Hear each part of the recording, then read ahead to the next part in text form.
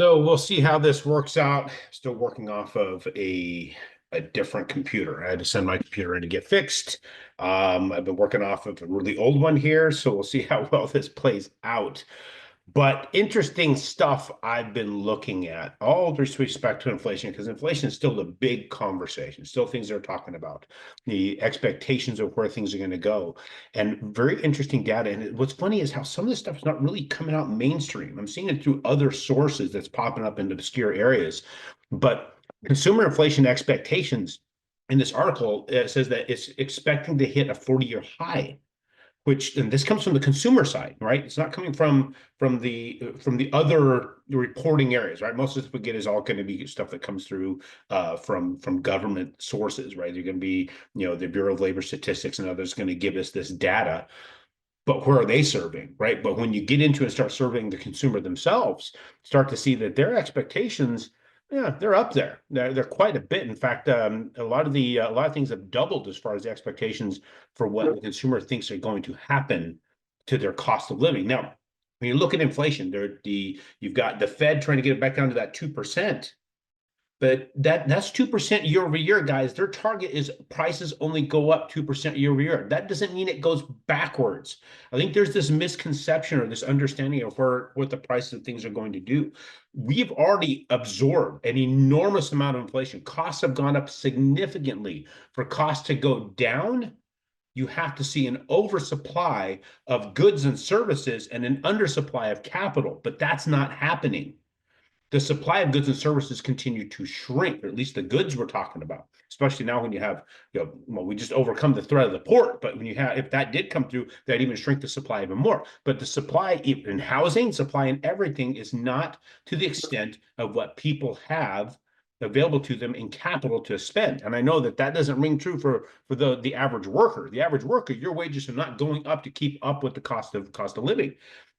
Especially when they say inflation's like 2 to 3%, but in real inflation, still like 8, 9, 10%. There's no way that your real cost of living is kept at 2 to 3%. So we know it's much higher, and we know even if they get to the point where it's lower, we still keep the old inflation. We still retain all those costs. One of the big problems that we have here is the money supply. I'm going to see if we can share this screen here because everything's really slow on this old computer. So we start looking at the monetary supply, the amount of capital in circulation. This is the amount of money that's out there to acquire these things. So the more money available, the more expensive things become. So look, if you go all the way back to the 70s when they started really into their cranked up the printing presses, and you start seeing when they really started to do that and cranked it up. Well, 2008 is when they really started cranking it up. And then you get to the pandemic. 2020, they rammed an enormous amount of capital out there, printed tons of it, and then they started to back off of it, right? Get things under control. But look what they're doing. They're back to adding to the supply. And as a result of adding to the supply, we're going to start seeing inflation continue to rise. And what's really, really interesting about that is when you look at how the supply was spent. So there's this outstanding thought process that the way that the lawmakers or the regulators or the Fed or the U.S. Treasury, Secretary of the Treasury responded to 2008, people say they didn't respond well enough. So then they responded differently to COVID. As you can see, they just threw a ton of money in at COVID trying to cure the problem. But because of that, we're going to have continuing inflation. We're going to have continued problem as a result of it. There's going to be unintended consequences that will come because nobody really, really knew what was going to end up happening. So as a result of that, we have the creation of capital for the Fed so there's, how do I explain this? So there's money that was directly given as a stimulus to people, right? So there's that way that it was done. And that was spent and gone to the economy, and it's gone. So the money that was directly given as a stimulus into the hands of the individual, it's gone, it's vaporized, it's in the economy. But that where they did 2008 and where they bought into the mortgage-backed securities. And so let's look at that chart. I always love to go into. Let me see where I even have it here, so we can get into the looking at the mortgage-backed, the bonds and all that. So yeah, here we go. So with that, when we look at the bonds and how that was used and how those funds were distributed, you start to see that we're forcing inflation over the long haul. That's just the way things are going to end up being. So I'm going to draw this thing out in a way we can see a lot more of it.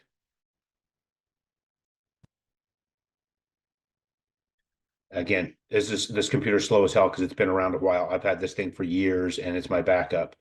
So as you can see here, we're showing the mortgage-backed securities all the way back to 2008 when I can get this whole chart to be able to show here. Man, holy cow, this thing's slow. All right, so go all the way back to 2008. We've got all that capital that was invested by the Fed from this date here all the way here. So all that money has been invested. And this is where they stop investing it. So they printed money, bought into the markets. That's still out there. That money's still in circulation. That money is still out there where people had gotten their mortgages on that. Some of these are going to last for 30 years, especially the trillions of dollars that went during the pandemic. That was right here. In March of 2020, right here. This window right here is the largest amount of capital. Just to give you an illustration, just March of 2020, just March alone. So it's March 20th to March 30th. $1 trillion went in that little window of time. And they continue to put money in. So there's probably $2 to $3 trillion in that window of time from March 20th up until they stopped doing this in 2021.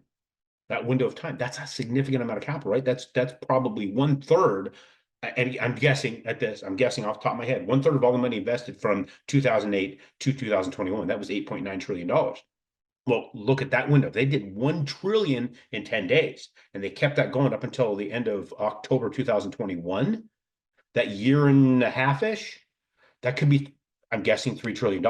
That's more than 1/3 of what was invested totally, or right around 1/3 of what was invested totally. That alone will keep inflation at a point that we're not going to see it go back. So what does that mean for the Fed? I think, personally, this may stifle them on any more rate cuts coming forward, especially anything of 50 basis points. A 50 basis point rate cut was a very inflationary move. That's why we saw interest rates go up. So if you're of the belief, oh, then the Fed's going to have to cut more so we can get these interest rates go down. No, cutting more is going to push rates up. I don't think they should. I don't think they will. Hopefully, they'll pause a little bit.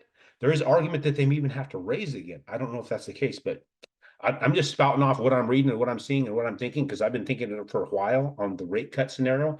50 basis points was significant. 50 basis points, I think, was too much. And I think that there's a lot of pressure politically to do that, to make certain people look good, and they're not.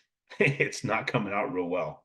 So we'll see how this all plays out. But like we've been saying, get that lock going, keep that lock going. Because what we are showing here is the mortgage-backed securities, they've at least paused a little bit from where they were. They're not going down any further for pushing the rates up anymore, but we're on that flat line and we're off of our peak. So rates have gone up from their peak. They've gone up after the Fed lowered the rate. You can read it everywhere. Wasn't a BS statement, even though it didn't make sense to a lot of people. Just understand where the money's coming from. It's not coming from the Fed anymore. They're not putting that money into the mortgage-backed security. Therefore, interest rates are not going down from what the Fed does. I'll talk to you on Tuesday.